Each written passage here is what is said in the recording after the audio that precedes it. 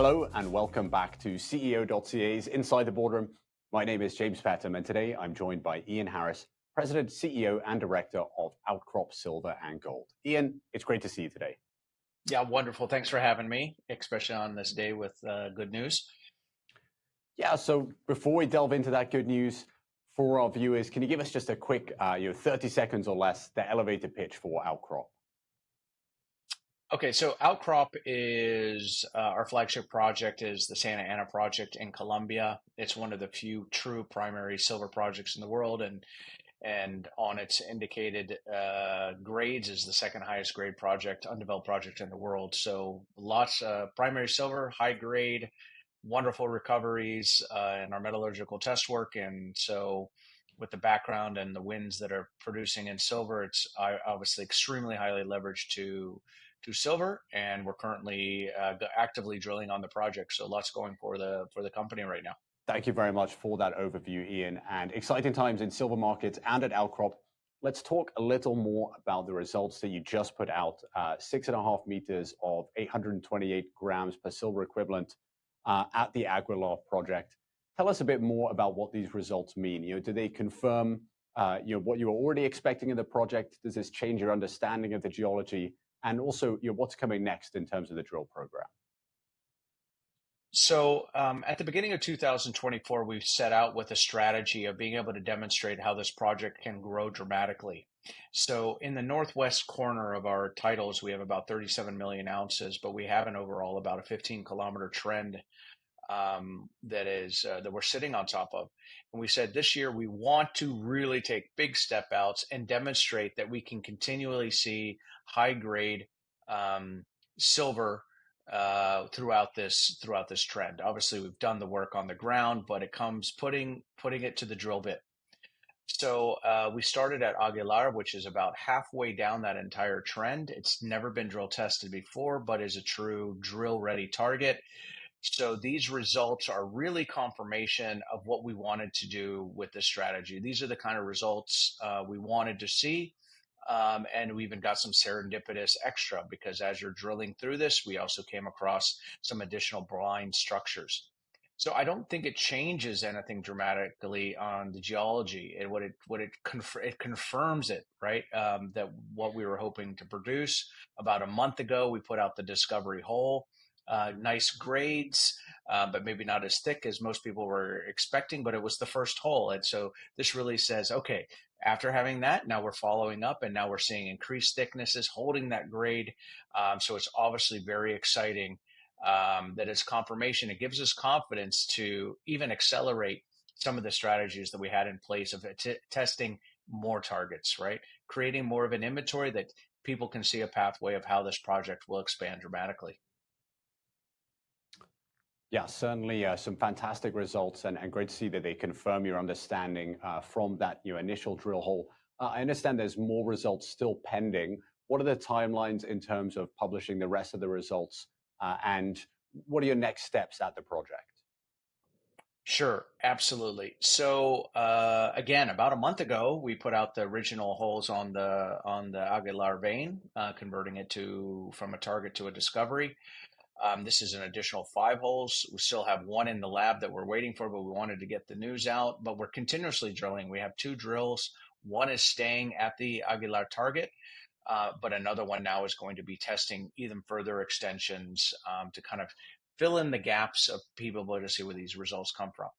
And that's on the back of things such as, the standout hole was 6.5 meters at over 800 grams silver equivalent. And to put it in perspective, I said Santa Ana is the second highest grade project in the world in primary silver. And this is almost double of what we have seen in our current resource estimate. So it's what the kind of thing we want to see in the thicknesses. It also demonstrates we're always in the hunt for these ore shoots where we see a kind of a blowout. So checking all the right boxes and continuing result after result after result and seeing that consistency carry a long strike and at depth.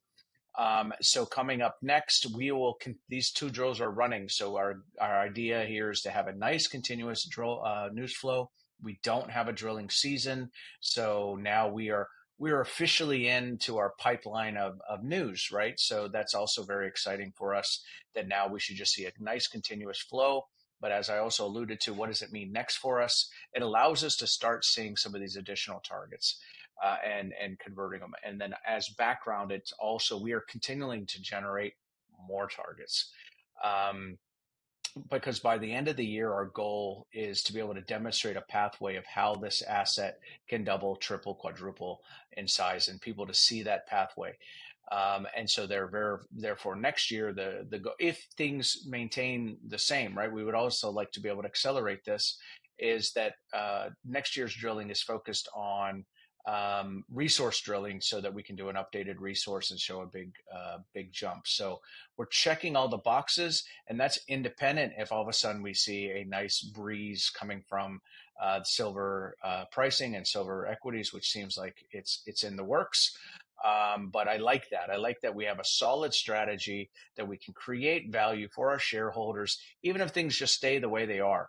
Right. And then if things get better, we're so leveraged to silver. And we see that in our share price. You know, we are actually beating even what's happened in silver pricing. We've seen it. We've seen we're outperforming even silver price, which creates that beta for investors too. If they like silver, then they should like Outcrop Silver even more.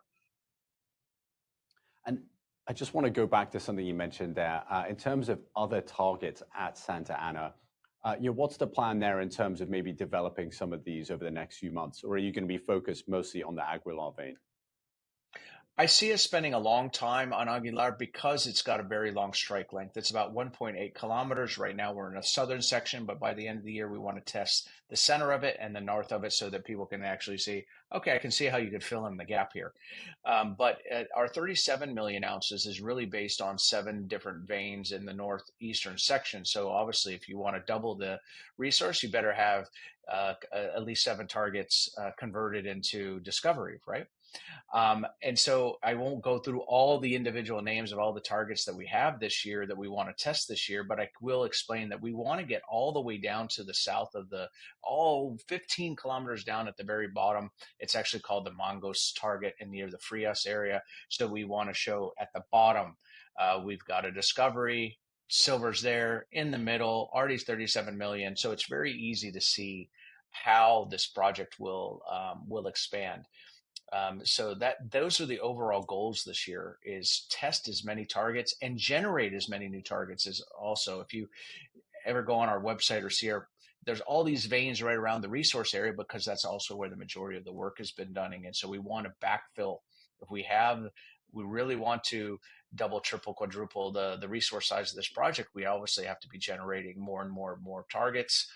And so that work is also going on in the background. A lot of groundwork, a lot of mapping, a lot of sampling, a lot of channel sampling going on to generate and move things to get them drill ready. We really have a systematic approach how we take something from a prospect to drill ready, drill it, and then also move it to resource drilling. Great. Thank you very much for that overview and that clear pathway that you seem to be following for the project. I want to talk a little bit about some of the metallurgical testing work you've done.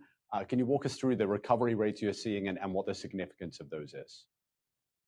So I want to take a step back and say, I'm a mining engineer, right? And as a mining engineer, right, my real role in life, if on paper, is taking an asset and finding how to convert it to a mine. And that's why I joined Outcrop, because I like being involved in projects that become future mines. And Santa Ana has the legs to it, right? And we lots of times we really focus on grade or ounces in a market, but really I call it the trifecta, and it's a combination of grade, recovery, and payable. Most people miss out on that payable piece. They don't realize that if you send your silver in a zinc concentrate, you might only get paid 75%, right? Or a sulfide concentrate, and a high-grade precious metal concentrate's even better, but doré is the best, right? So not only are we seeing spectacular recoveries, especially for silver, it's not as a sulfide concentrate, it's at a precious metal concentrate. So again, I don't want to get into technical terms, but it's not because, oh, here's a copper or here's a zinc or here's a lead and all the silver goes with it. right? It's actually a precious metal concentrate, which means that it's getting processed for the silver within it. So it has a high payable, but we're also getting it all in just gravity and flotation separation. No need for cyanide. And it's such high grade. We've even demonstrated that we can take that concentrate and go directly to doré if we wanted to. So having 95% plus recoveries. I think it was ended up being 98.5% recovery for gold when we combine both gravity and flotation. So it says I have great high grade, and if we actually pull it out the ground, then I'm gonna maintain it, and when I maintain it, and I'm gonna get paid for it, and that bodes extremely well for the robustness and a potentially very very very very small environmental footprint for the project. Also, it just has so much going for it. I get really, as a mining engineer, I really get excited, and it's such a special project to be such a high percentage of actual silver. Right now, 75% of our resources is silver. Such high grade, such incredible mineralogy that results in great metallurgy. That has, that's the boxes are really checking, and it gets a nice runway of, and you can see this being a part of the future silver production and a backdrop, right? A cumulative deficit in silver estimated to be like 800 million ounces. That's equivalent to the world production of all silver from mining in the world. Like, so there's so many things going for the project and then overall in the silver space right now. Yeah, certainly checks a lot of those boxes that you mentioned. Obviously, the geology and the economics and those great recovery rates. Can you speak a little bit to what it's like operating in Colombia? What kind of relations do you have in place with local groups? What's Colombia like as a mining jurisdiction? Yeah, just like I'd like to make it easy to demonstrate how we're going to get someplace. What another thing that I like about the Aguilar drilling is that it's halfway down within our entire claim block, right? So obviously we can't do that unless we're having very good relationships with the communities where we worked on, and it's something we pride ourselves on. Maybe that's in the past why we kind of hung up in the top northeast corner, and why now it's been so important to come down, because not only does it demonstrate the growth of the project, it demonstrates we can do it, and it demonstrates the relationships. Just to drill on Aguilar, right of way access, I think it was like 14 different agreements with landholders, and not including the, where individual drill pads are, but water lines and everything. And that does not happen in the time frame that we got it done, unless you have a clear demonstrable performance and relationship that's already been established, right? You've got a track record of trust.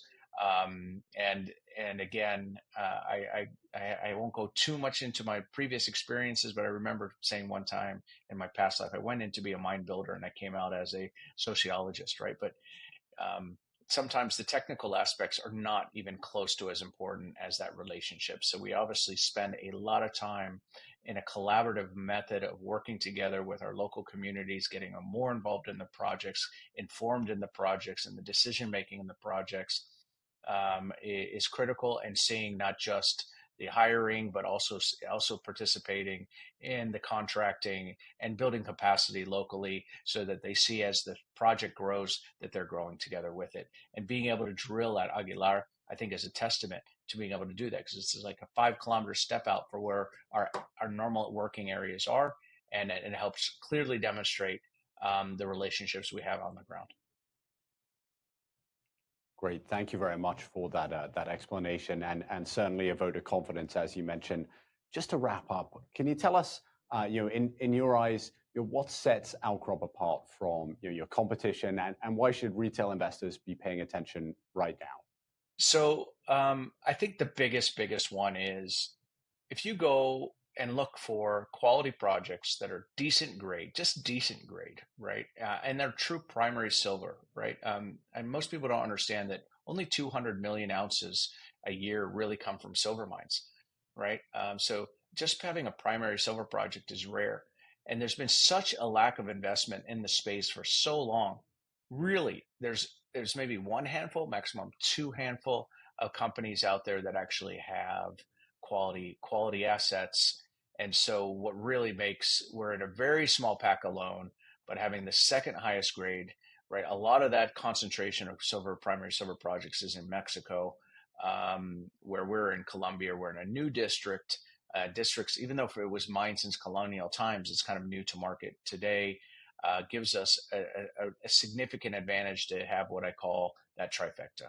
We are truly primary silver. 75% of our value is silver, the second highest grade project in the world, right? And at the top of that, we have this incredible recovery, metallurgical results that are coming out that really makes us stand out, right? That is why we're so highly leveraged to what's happening in the silver space, and have a strategy to create value. And we're doing it today with the drilling that we're creating. We can say that we're creating value at the end of our drill bit. Well, Ian, plenty of reasons for people to be paying attention to Outcrop right now. Looking forward to hearing more updates throughout the year. Thank you so much for joining us today. Thanks for the time. I appreciate being here and being able to provide this update.